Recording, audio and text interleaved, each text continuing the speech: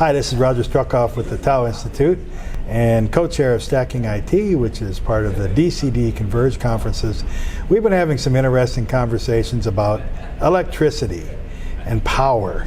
And the reason we're having them has to do with the growth of data. As a lot of people have noted, we are in the age of multiple zettabytes that are being processed. It's a lot of information. And we're also at a time when data centers throughout the world are using about 2 or 3% of the entire electrical grids of nations. Some nations it's as high as 10%. It's a big number, a significant number, and the good news is that it's going to grow. With data growing at a rate of about 23% a year, which is the number I get from Cisco, I tend to trust their research because they use it for internal product needs. They're not really trying to sell it. So data growing at 23 or 24% a year doubles every 3 years. So let's look 25 years from now. That's going to be 8 iterations plus 1 year of data doubling. So 2 to the 8th is 256. So if we're already sitting at 40 zettabytes, 250 times that puts us up into a yottabyte.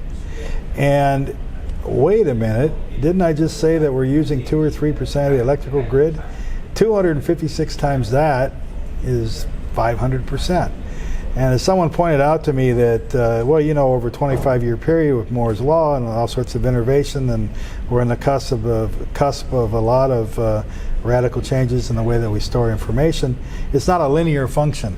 Well, of course it's not a linear function, but even if I said that the curve only rises 20% of the total amount of data proportionally, in 25 years we're going to need the entire electrical grid of the world just to power data centers with current technology. So that's the challenge that we face.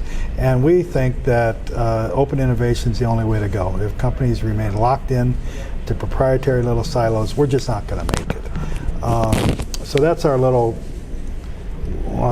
lesson on electricity for the day. Thank you very much.